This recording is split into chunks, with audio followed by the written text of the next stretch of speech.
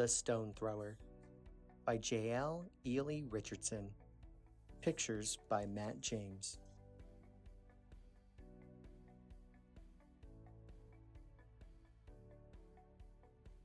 This is a story that happened a long time ago in a place that's far away, unless, of course, you happen to be from a small town in Ohio called Portsmouth.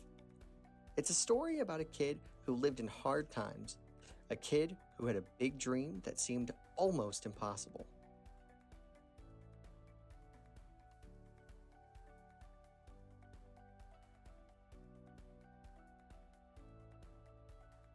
Chuck Ealey was born in Portsmouth, Ohio in 1950. Back then, there were separate schools and separate restrooms and separate neighborhoods for Black people because some Americans didn't believe that all people were equal, regardless of their skin color. Chuck grew up in the North End, a neighborhood that was separated from the rest of town by a set of long, stony railroad tracks. The buildings in the North End were run down, and there was nowhere to swim when the weather got hot because the pool was on the other side of the train tracks. Chuck's mother had dropped out of school when she was very young. She had to work hard to raise her son all by herself. She worked long hours, and she was paid very little. She wanted things to be different for Chuck. Those coal trains that come through, they don't stop here, she said. They don't stop until they get where they're going. I want you to be just like that. Do you remember where you're going, son? Chuck smiled at her with a big, broad grin. I'm going to get out of the North End and get my education. She smiled and squeezed him tightly. That's right, she said.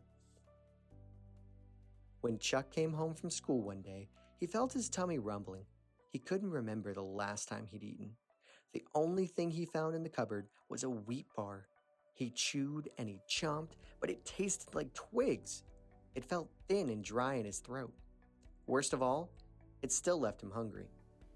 How could he get out of the North End if they didn't even have enough money for food? On a crisp fall day, Chuck walked towards the train tracks.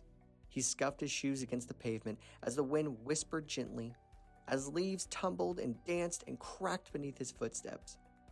Just then, Chuck heard a long, thin whistle in the distance. The ground began to rumble and the train tracks shook. The stones along the tracks jumped and bounced like hot kernels of popcorn. Thick gray clouds huffed and puffed from the smokestacks of a train as it chugged down the railroad tracks toward him.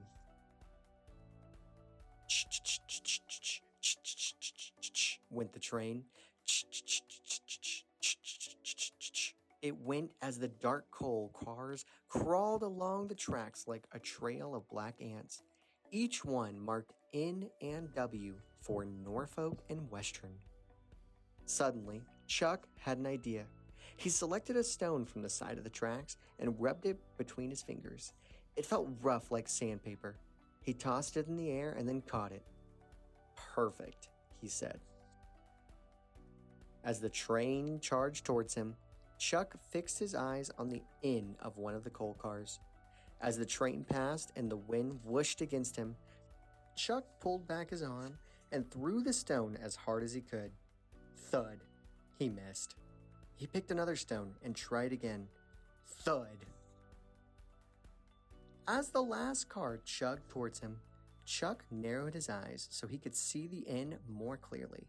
He shifted back and forth on his toes, and he waited. He threw and watched the stone soar. Bang! Chuck smiled and raised his hands in victory. After that day, Chuck often went back to the train tracks. Eventually, he learned to throw the stones just right, so that when the train was going by and the wind rushed against him, he could always hit his target. At school and at football practice, Chuck did the same thing.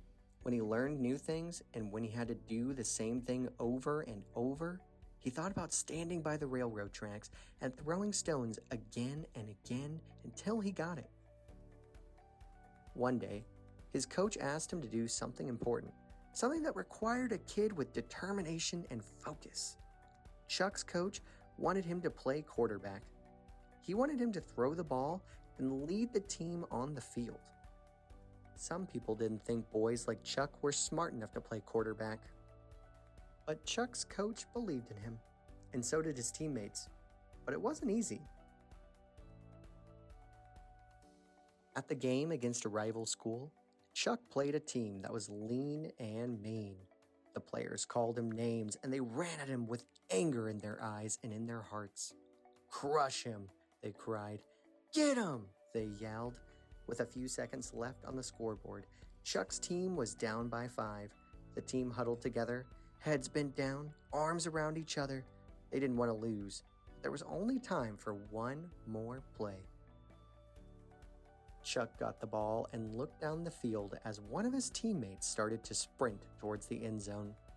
A player on the opposing team rushed towards Chuck, quick and steady, hungry for the football, hungry for a tackle.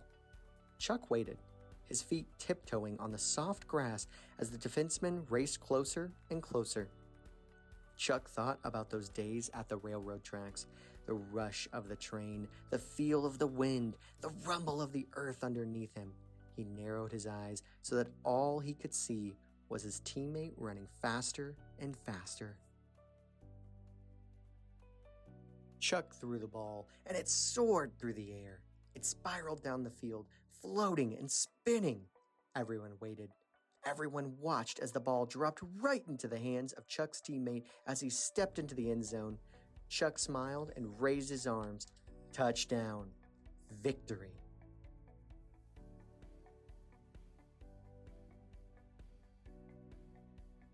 Chuck Ealey won every game as the quarterback at Notre Dame High School. 27 wins in total. He received a scholarship to the University of Toledo, and he won every game there too. 35 more wins and a college degree, the best of all his victories. By 1971, he had won more games than any other quarterback in college football history. It's an unbeatable story that amazes me, even though I've heard it all before, because Chuck Ealey happens to be my father. But even though he was undefeated, my father would never play in professional football in America. The National Football League didn't believe that he could be a great quarterback because of the color of his skin. So my father moved to Canada to play quarterback in the Canadian Football League. He led the Hamilton Tiger Cats to the championship, the Grey Cup, in his very first year. He was named the game's most valuable player and the CFL's Rookie of the Year, the best new player in the league. He played for 6 more years before he retired from the sport that changed his life and mine forever.